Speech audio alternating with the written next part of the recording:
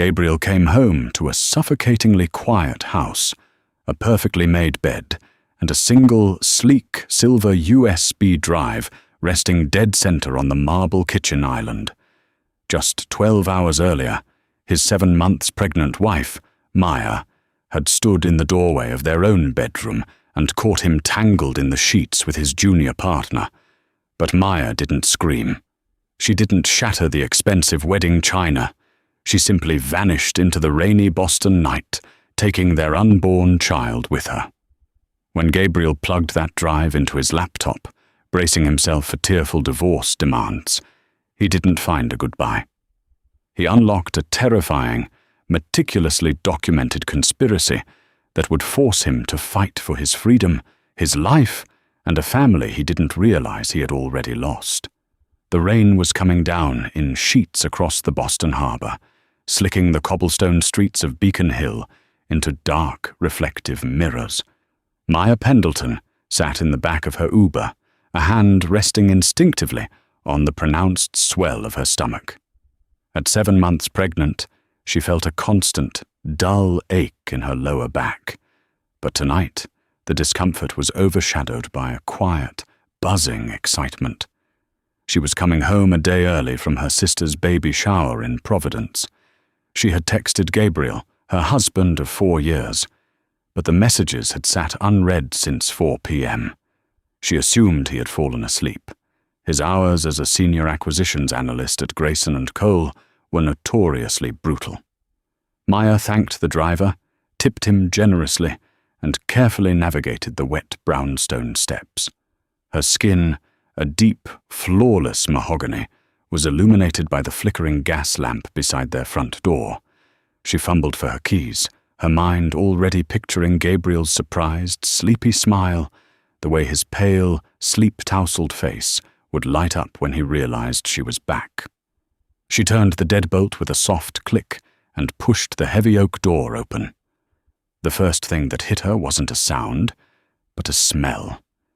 It wasn't the sharp scent of Gabriel's cedarwood cologne, nor was it the comforting aroma of the chamomile tea he usually brewed before bed. It was a heavy, musky floral. Le Labo Santal 33.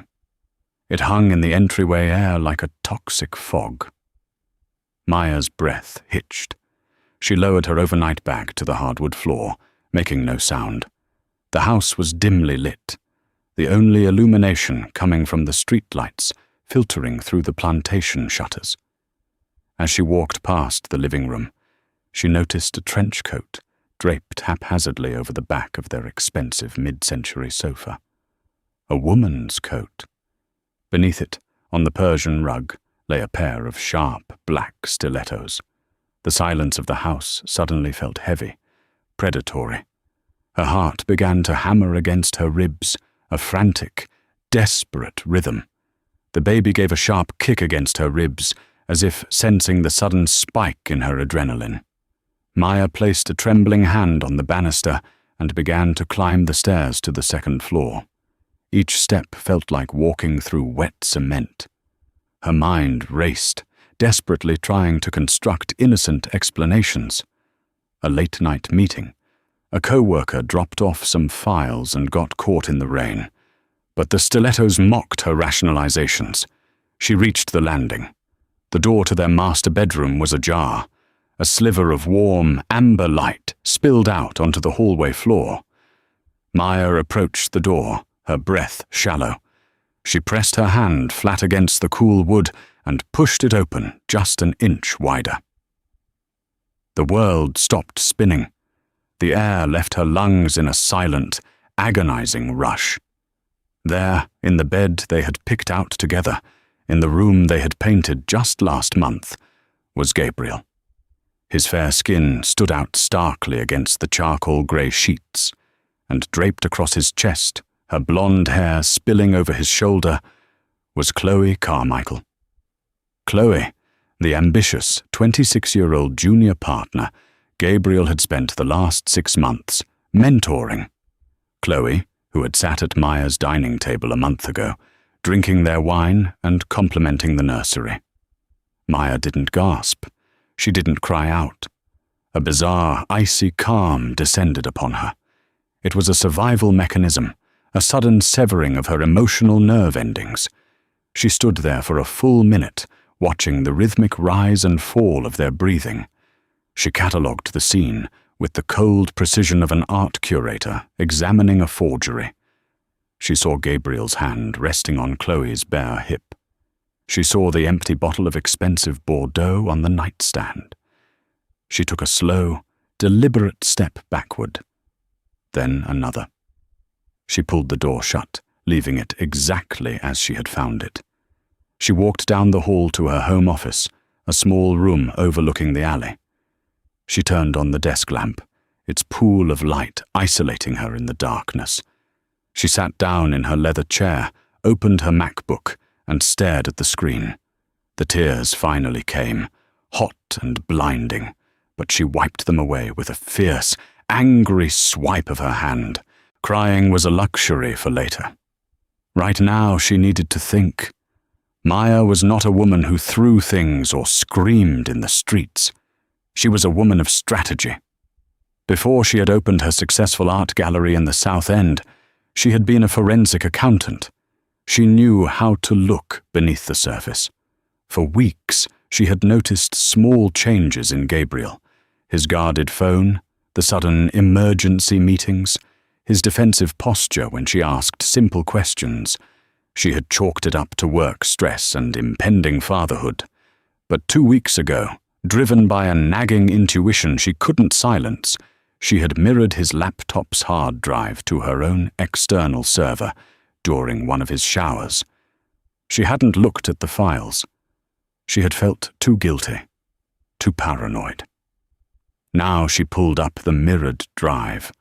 She bypassed his personal folders, his text logs. She went straight to his secure work partition.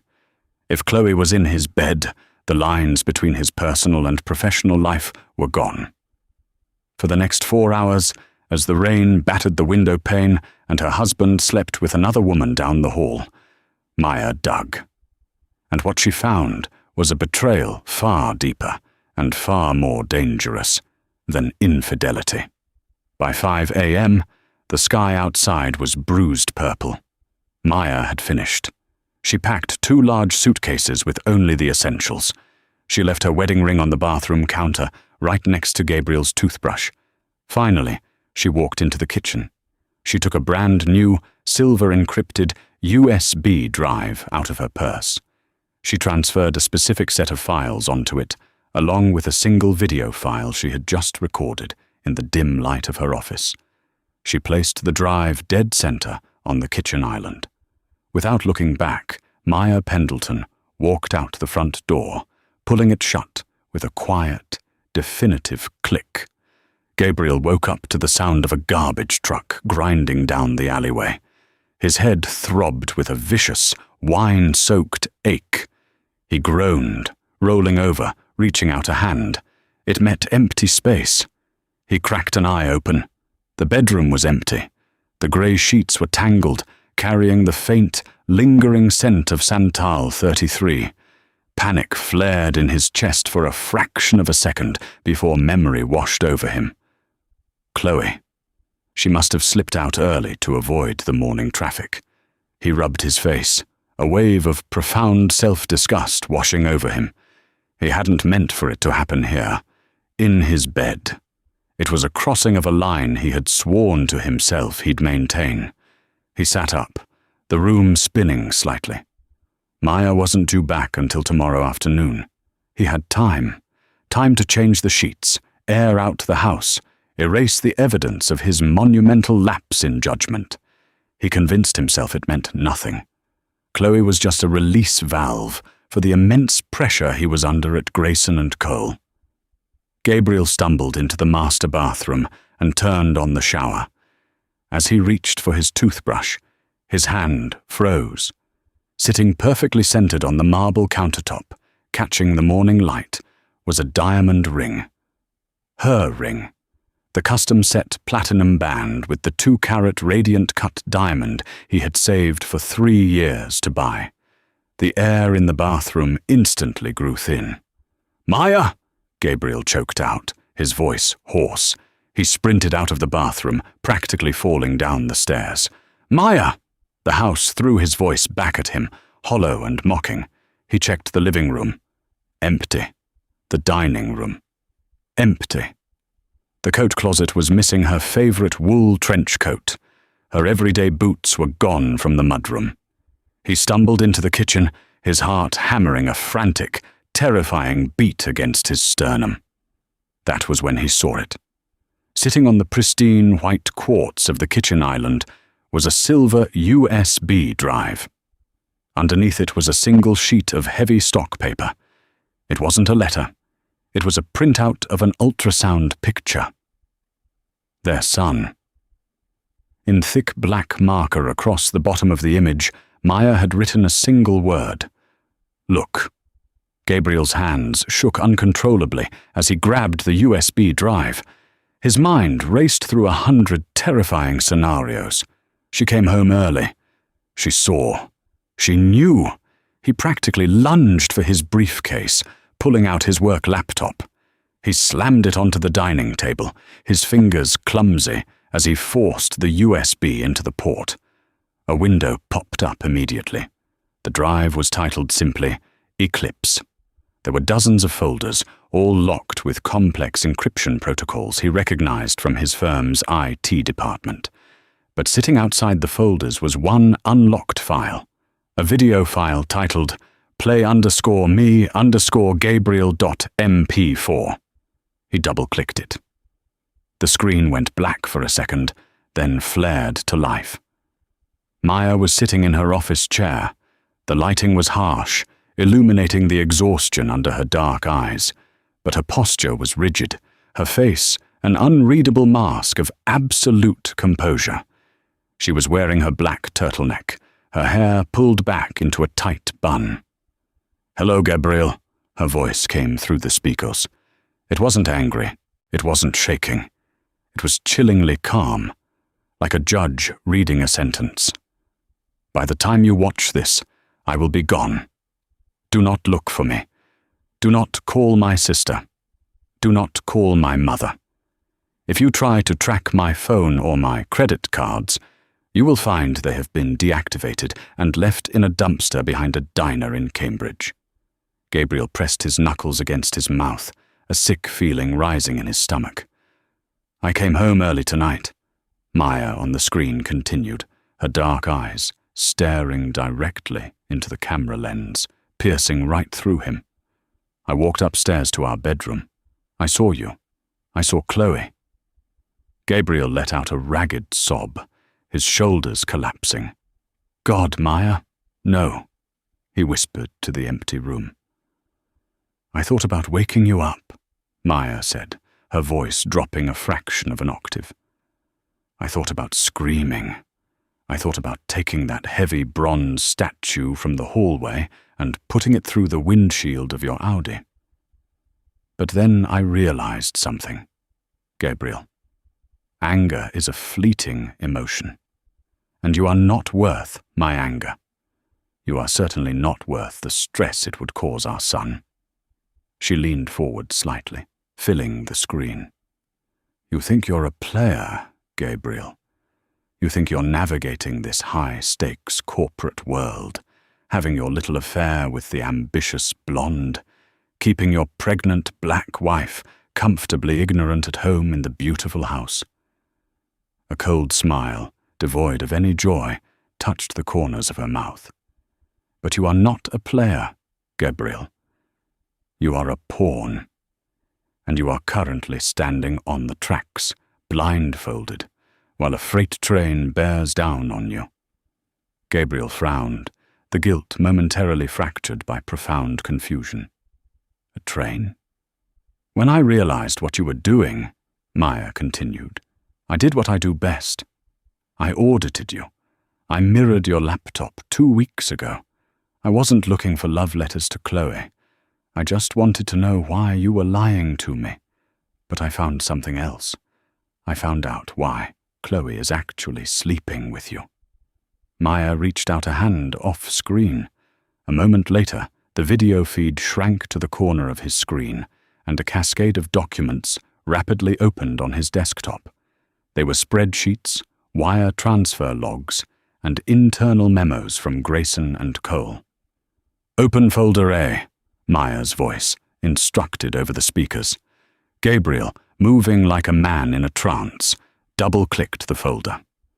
"Look at the Cayman Island shell accounts, Gabriel," Meyer said. "Look at the authorization signatures."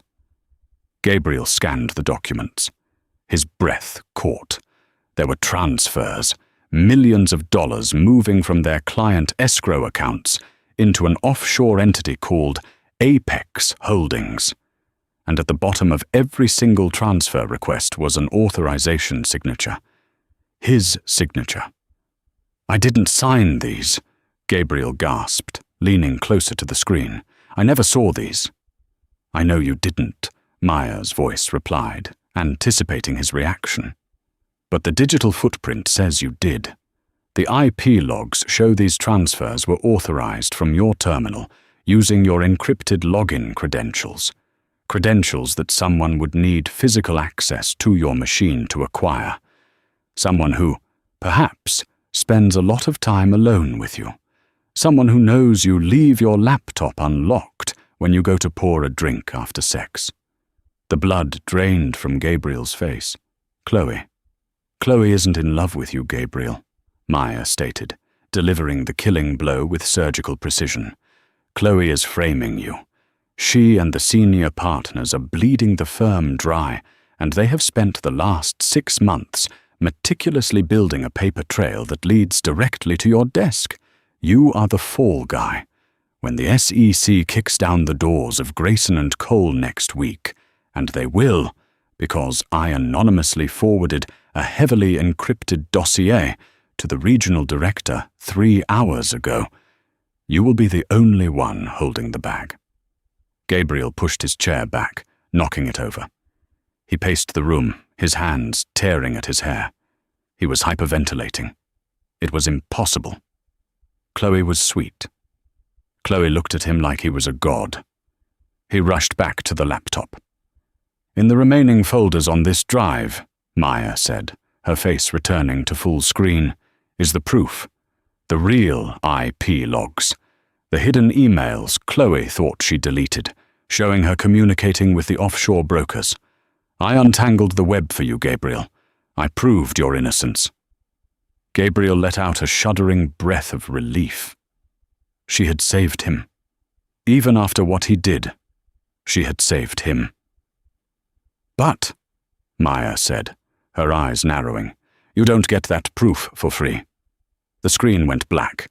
A single timer appeared in the center. 72 hours, 0 minutes, 0 seconds. The timer immediately ticked down to 71 hours, 59 minutes, 59 seconds. "This drive is programmed to wipe itself in exactly 72 hours, Meyer's voice echoed from the black screen, "unless you input a 32-character alphanumeric passcode. If the drive wipes, you go to federal prison for the next 20 years. Your life is over." Gabriel stared at the ticking numbers, pure, unadulterated terror gripping his throat. "I have the passcode, Gabriel," Meyer said, "and I want something in exchange." The silence in the dining room was absolute, broken only by the frantic, shallow breaths Gabriel took as he stared at the red digits ticking away his future. 71:59:45. He slammed his fist against the table, rattling the laptop. "Meyer, please! You can't do this!" he shouted at the screen, a desperate plea to a woman who was already hundreds of miles away.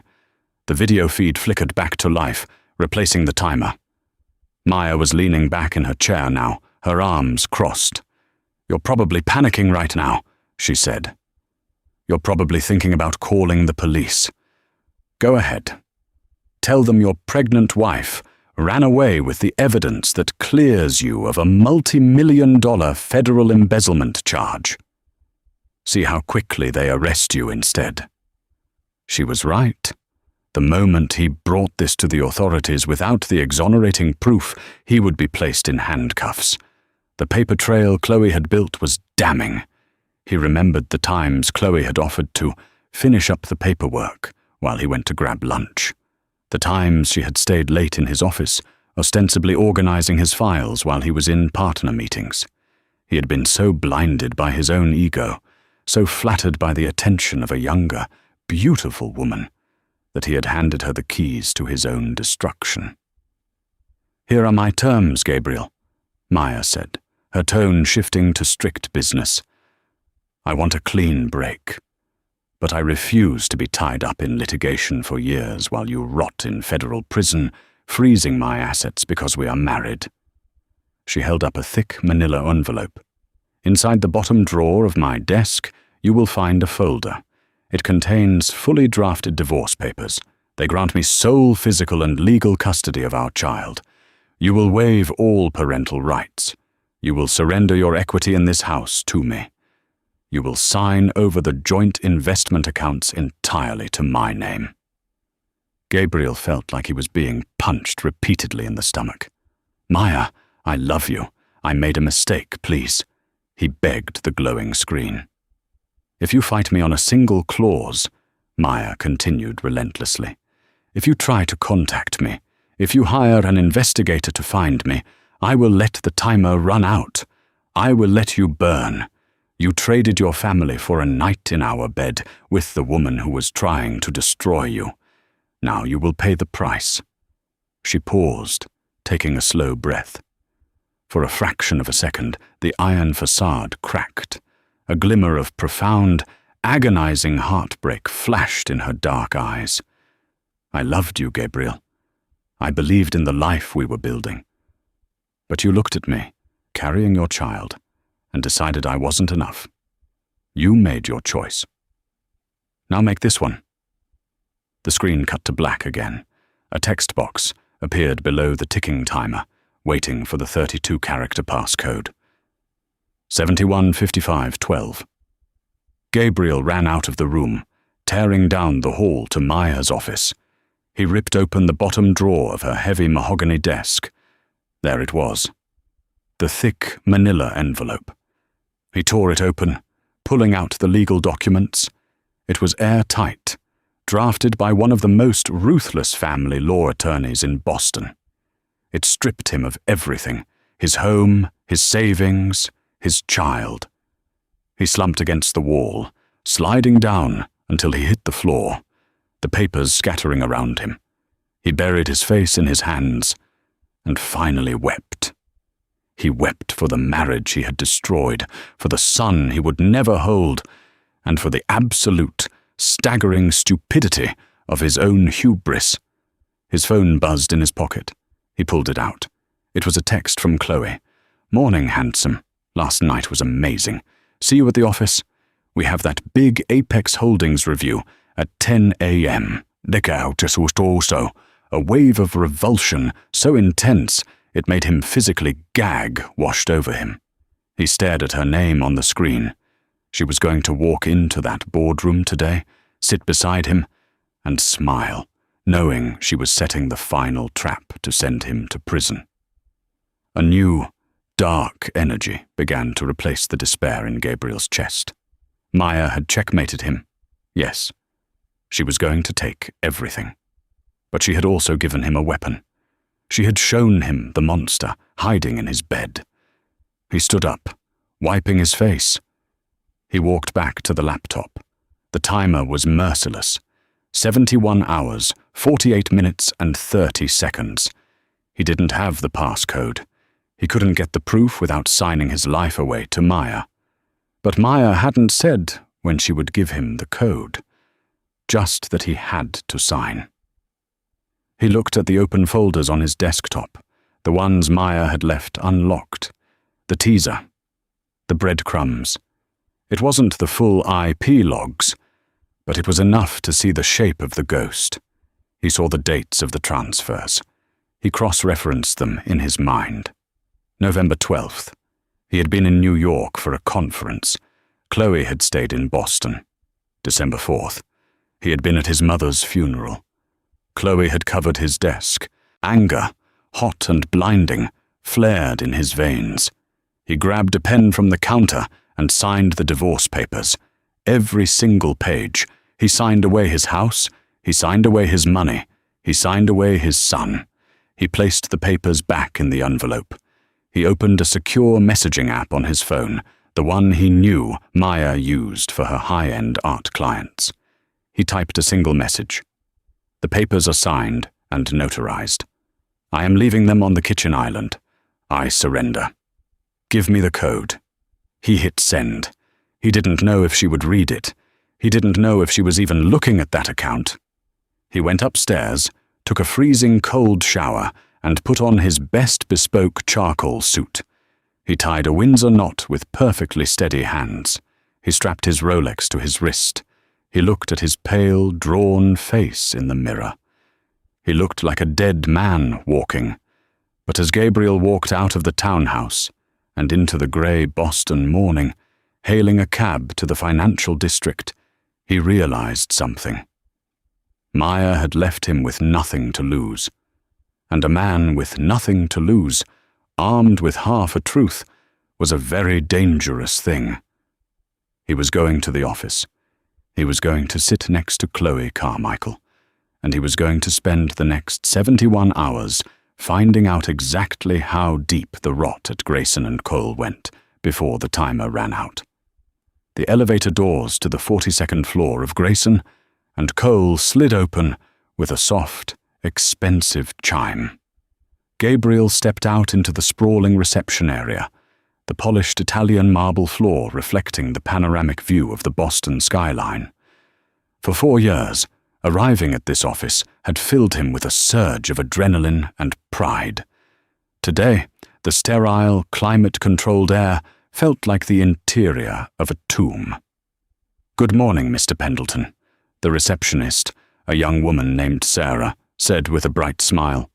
"Morning, Sarah," Gabriel replied, his voice terrifyingly steady. He walked down the glass-walled corridor toward his corner office. He felt hyper-aware of everything. The hushed conversations by the water cooler, the blinking lights on the server routers down the hall. As he turned the corner, he saw her. Chloe Carmichael was leaning against the doorframe of his office, holding 2 steaming cups of macchiato. She was wearing a tailored navy pencil skirt and a crisp white silk blouse. Her blonde hair was pulled back into a sleek, professional ponytail. She looked like the quintessential rising star of the financial district. Then, the scent hit him. Santal 33. Gabriel's stomach violently rolled, a surge of pure bile rising in his throat.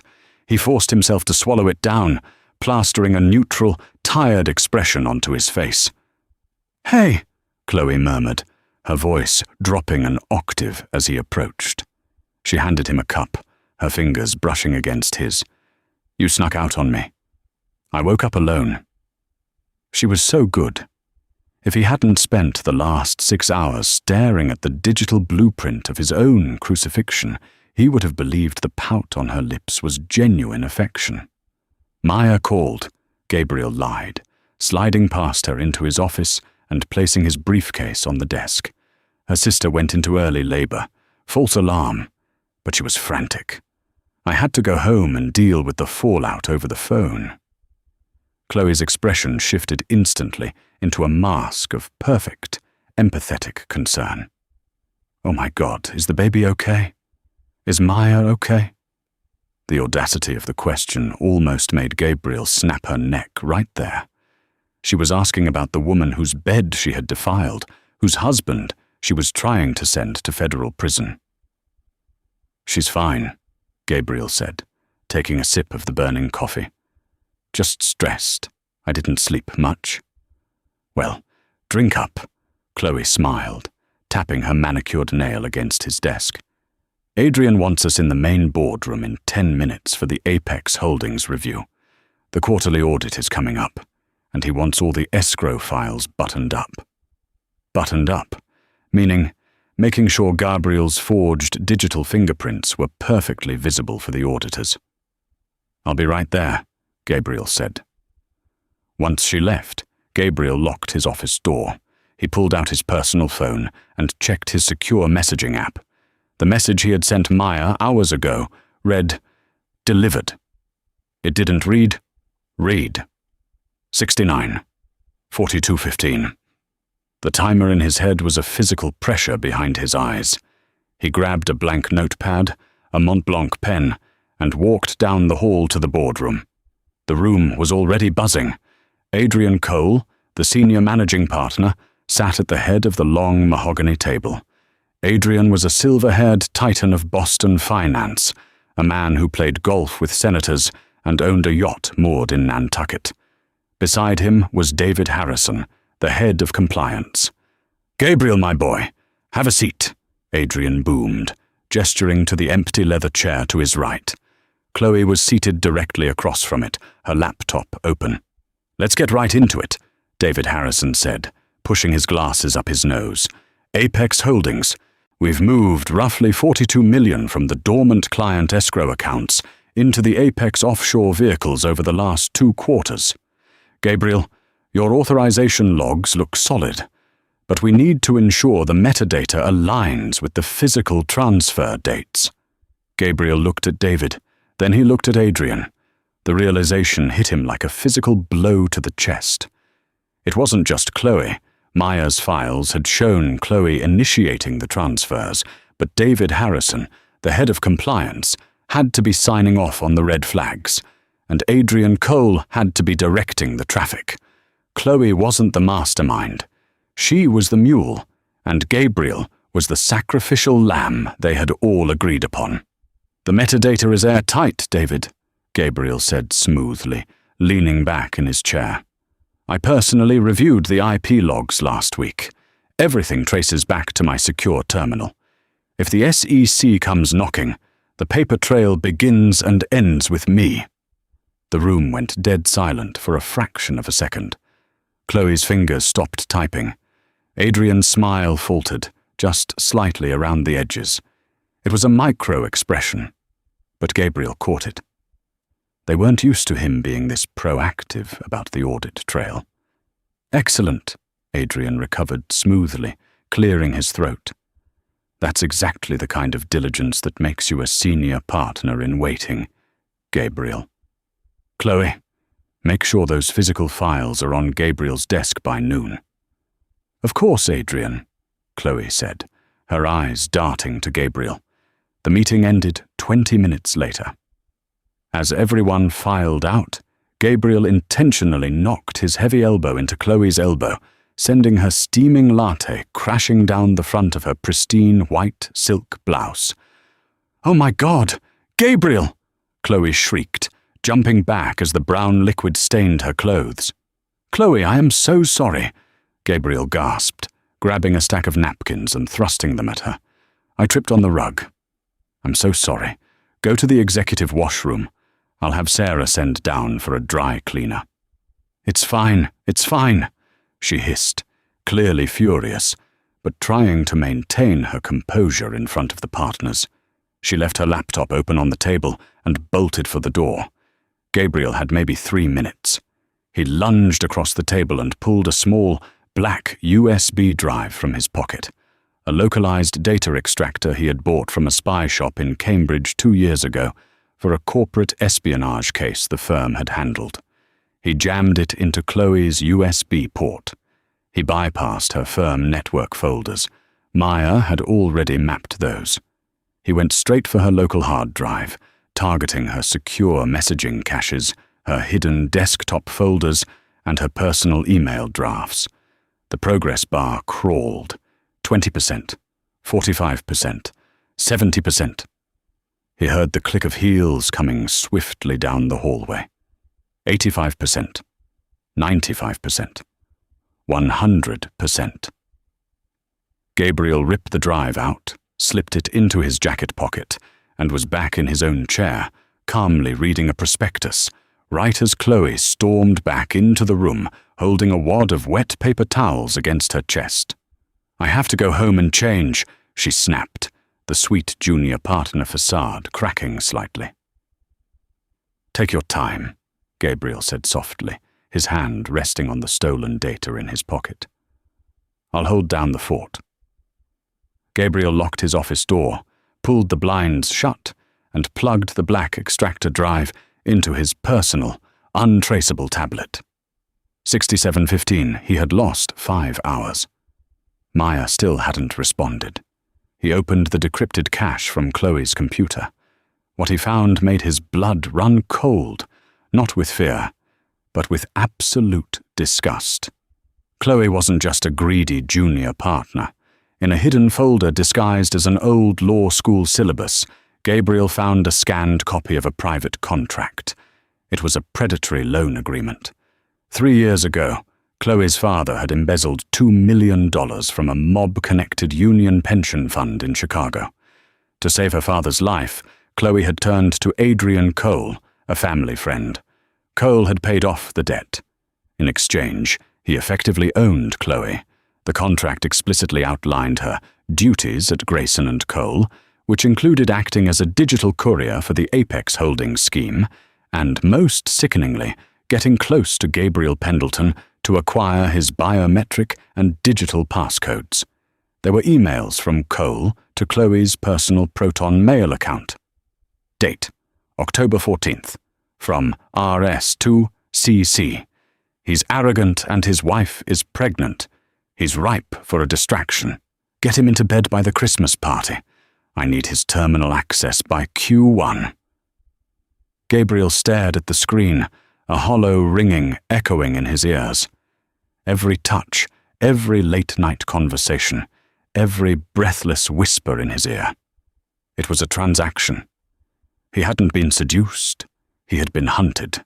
He had thrown away a brilliant, fiercely loyal wife who loved him for a woman who was clocking in for a shift to pay off her father's gambling debts. His phone buzzed on the desk. Gabriel practically scrambled across the mahogany to grab it. It was a notification from the secure messaging app.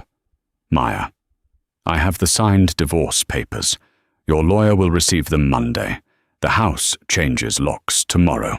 Gabriel typed frantically, his thumbs slipping on the glass. Gabriel, I signed them. I gave you everything. Give me the 32-character code, please. 3 agonizing minutes passed. Maya, you are still thinking like a victim, Gabriel. You think proving your innocence to the SEC will save you? Adrian Cole has a team of 30 lawyers. If you just hand over the IP logs, he will crush you in court. He will claim you faked the logs to frame Chloe. It will be tied up for a decade, and you'll go bankrupt defending yourself. Gabriel stopped typing. She was right. Cole was too powerful. He needed a kill shot. Gabriel, what do you want me to do? Maya, the Apex Holdings accounts, the offshore vehicles in the Caymans. I spent a week digging through the firm's firewalls before I left. I found the master routing number for Apex, but I couldn't get the authorization token. It requires a hard key fob, a physical RSA token. Gabriel looked up, staring at the wall. The physical tokens. Only the senior managing partners had them. Adrian Cole kept his on a platinum chain attached to his belt loop. Maya, get me the 6-digit RSA code generated by Cole's fob. Once I have it, I can access the Apex accounts. I will initiate a wire transfer of all $42 million directly to an anonymous, decentralized crypto ledger I established in Malta. I will drain Adrian Cole's stolen empire to zero. When the SEC arrives, the money will be gone, and Cole will be the only one with the clearance to have moved it. Gabriel felt a cold sweat break out on the back of his neck. Maya wasn't just clearing his name. She was robbing Adrian Cole blind. She was taking the embezzled $42 million as her own personal severance package, and she was forcing Gabriel to be the getaway driver. Gabriel, that's grand larceny, Maya. If I help you steal that money, I'm actually committing the crime they framed me for. The response came almost instantly. Maya, 66 hours and 42 minutes, Gabriel. The timer doesn't stop for moral dilemmas. If that drive wipes, you do 20 years for stealing the money anyway. Might as well actually steal it. Get me the token code. Maya had backed him into a corner with surgical precision.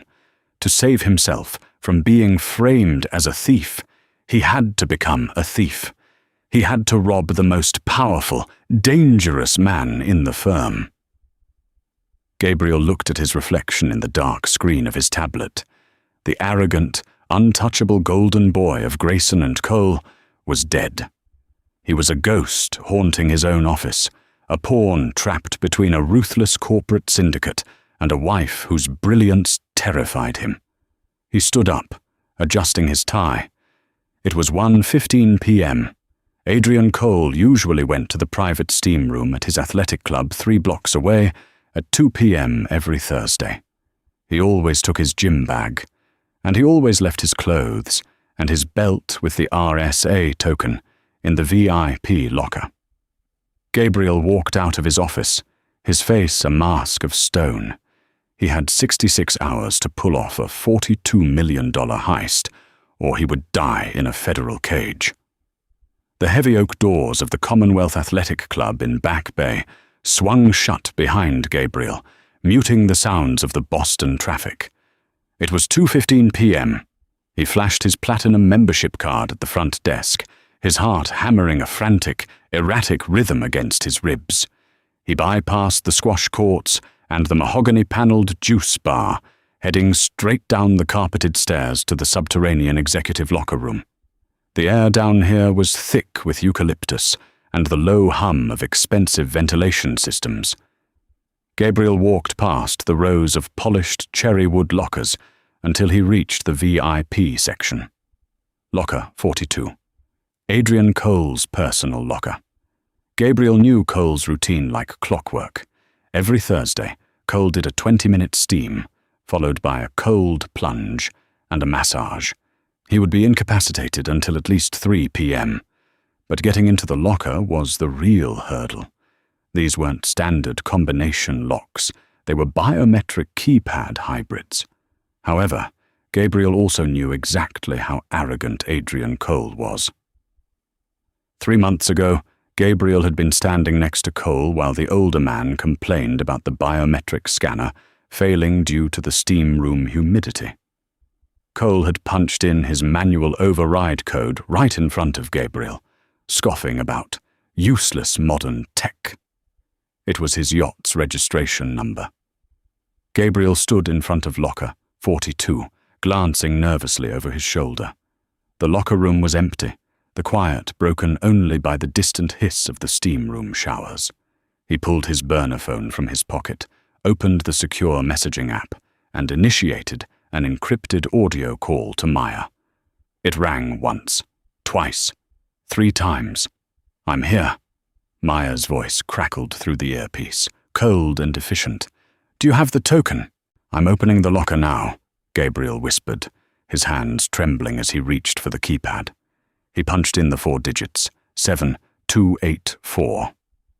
A soft electronic beep echoed, and the heavy cherry wood door popped open. Inside hung Cole's bespoke Brioni suit, perfectly pressed. Resting on the bottom shelf was his crocodile leather briefcase, and draped over the hanging rod, still threaded through his suit trousers, was a thick leather belt. Attached to the belt loop by a small reinforced steel chain was the RSA Secure ID fob. Gabriel grabbed the fob.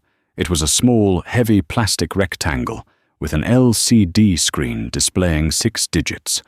Above the screen was a tiny progress bar that depleted every 60 seconds before generating a new code.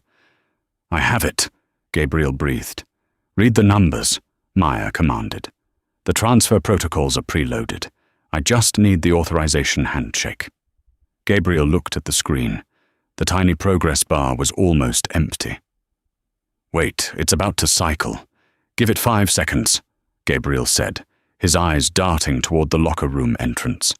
He heard the heavy thud of footsteps on the stairs. Someone was coming down. "Gabriel, the Cayman banks close their routing windows in exactly 4 minutes. If we miss this, the money stays locked until Monday, and your timer runs out." Maya's voice tightened with urgency. The LCD screen flashed blank, then populated with a new sequence. "Ready," Gabriel whispered. pressing himself against the locker door as the footsteps grew louder. 8, 2, 4, 9, 1, 7. 8, 2, 4, 9, 1, 7, Maya repeated, the rapid clicking of her mechanical keyboard echoing through the phone. Handshake accepted.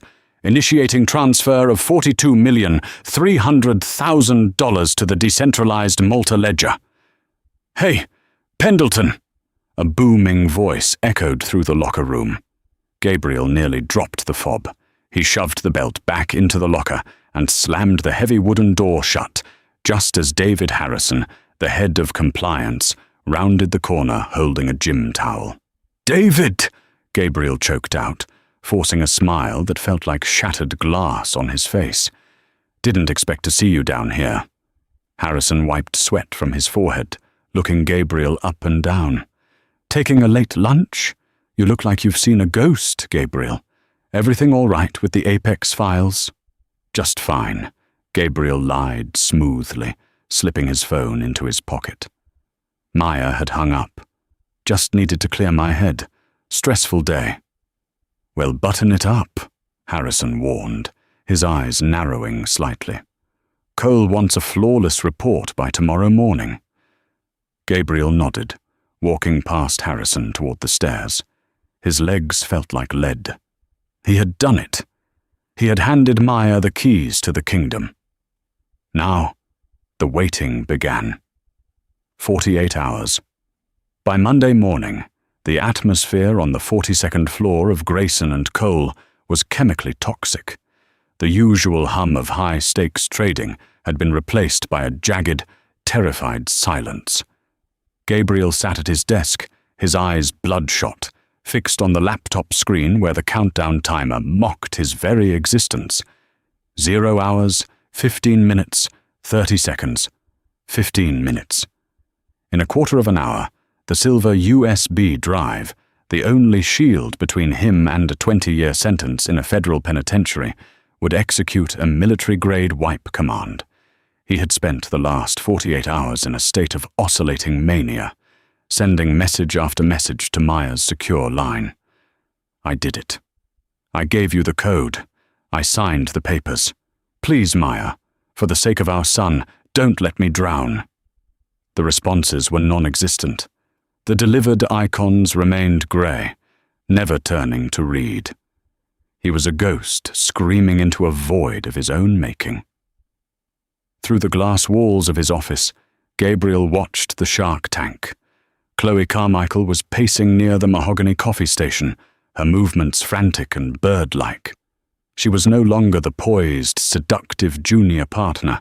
She looked like a woman who had realized the floorboards were rotting beneath her feet. Adrian Cole had not emerged from his corner suite since 8 a.m. Rumors swirled that the firm's offshore brokers in Grand Cayman had gone dark after a massive, unauthorized drain of the Apex accounts. The $42 million was gone, and the digital logs, the ones Adrian himself had secured, now showed his own biometric signature as the primary authorizer. 0 hours, 10 minutes, 0 seconds, Gabriel buried his face in his cold, trembling hands. He realized then the full depth of Maya's genius. She hadn't just caught him in bed with another woman. She had diagnosed the entire rot of his life. She knew he was a pawn. She knew he was disposable to men like Cole. By forcing Gabriel to help her steal the money, she had ensured that even if he survived the legal fallout, he would be forever tied to her silence. She owned him, body and soul, from across an ocean he couldn't cross. Suddenly, the heavy, tempered glass doors of the main reception area were not just opened. They were breached. 12 agents in dark navy windbreakers with SEC Enforcement Division emblazoned in yellow across the back swarmed the floor. Behind them were 4 FBI field agents, their faces grim and professional. The office exploded into a cacophony of shouting. "Nobody move! Hands away from the keyboards! Step back from your terminals now!" the lead agent barked. Chloe froze mid-step, her latte slipping from her hand and shattering on the marble floor. She looked toward Gabriel's office, her eyes wide with a silent, desperate plea for him to save her. He didn't blink. He just watched the timer. 0 hours, 4 minutes, 12 seconds. 2 agents, led by a man with a sharp jaw and silver hair named Special Agent Vance, kicked open Gabriel's door. "Gabriel Pendleton, stand up and step away from the device," Vance commanded, his hand hovering over his holster. "We have a federal warrant for the seizure of all electronic records pertaining to Apex Holdings and Grayson and Cole client escrow accounts." "I won't move," Gabriel said, his voice sounding like it was coming from a different room. "But you need to look at this screen, right now." "Step back, Pendleton!" Vance yelled, moving closer. Gabriel's phone, resting on the desk, gave a single, sharp, haptic pulse. A notification banner appeared. No text, just a string of 32 alphanumeric characters. X7Q9-P2 M4-R8 W1-K5 T6-J 3F8-N9 C2-V4 L1 00:01:45. "Agent Vance," Gabriel said, his voice suddenly regaining its bass. "You were tipped off. You think you're here to arrest a rogue analyst who stole $40 million. But if you let that timer hit 0, the real criminals, the men who built this firm on the blood of their clients, walk free. I am the only one holding the keys to the kingdom." "Hands up," Vance shouted, but he paused, his eyes flicking to the red numbers counting down. "I'm inputting the decryption code," Gabriel said, his fingers hovering over the keys. "If you tackle me, the evidence dies. If you let me finish, I give you Adrian Cole and David Harrison on a silver platter." Vance hesitated for a heartbeat, the longest heartbeat of Gabriel's life. He nodded once, sharply. "Do it! Fast!" Gabriel hammered the keys. He felt a strange sense of absolution with every stroke. X7Q9. He was typing away his career, his reputation, and his old life. He was destroying the world he had worked so hard to belong to. 00:00:05. He slammed the enter key. The screen went black for a terrifying second, then exploded into a cascade of green text. Decryption complete. Data extracted. A massive directory opened. It wasn't just the IP logs Maya had promised. It was a digital treasure trove. There were recorded VoIP calls of Adrian Cole discussing the Pendleton sacrifice. There were scans of the predatory loan used to blackmail Chloe. There was the full, untangled web of the Apex shell companies. Vance leaned over the desk, his eyes widening as he scrolled through the folders. "My God," he whispered, "you've got the whole board of directors in here." Outside the glass, the arrests began in earnest. Adrian Cole was led out of his office in handcuffs, his face a mask of purple aristocratic rage. He looked at Gabriel through the glass, his mouth moving in silent, vitriolic curses. Chloe was being read her rights by a female agent, her blonde hair matted with tears, looking smaller and more broken than Gabriel thought possible. 3 hours later, Gabriel walked out of the skyscraper and onto the sun-drenched sidewalk of the financial district. He was a free man, legally. The SEC had granted him full immunity in exchange for the Eclipse files. They knew he was involved in the final transfer, but with the evidence of the firm's blackmail and framing attempt, he was viewed as a whistleblower who acted under duress. But as he stood on the corner of State Street, Gabriel realized he was a ghost. His bank accounts were frozen or emptied by Maya. The deed to his home had been transferred to her name and sold to a holding company 3 days ago. His phone was a brick. He reached into his pocket and found a small, handwritten note Maya must have slipped into his briefcase weeks ago, knowing this day would come. "You traded a kingdom for a night in the dirt, Gabriel. I just made sure the price was fair. Don't look for us. Our son will know his father was a man who learned the value of loyalty only after he lost everything. Goodbye." Gabriel looked up at the towering glass buildings. He had no job, no family, and no future. He was a man who had survived a shipwreck, only to realize the island he landed on was empty. He turned his collar up against the brisk Boston wind and vanished into the crowd, finally realizing that Maya hadn't just cleared his name, she had erased him entirely. What an absolutely chilling end to a story of ultimate betrayal. Maya didn't just get even, she redefined the game.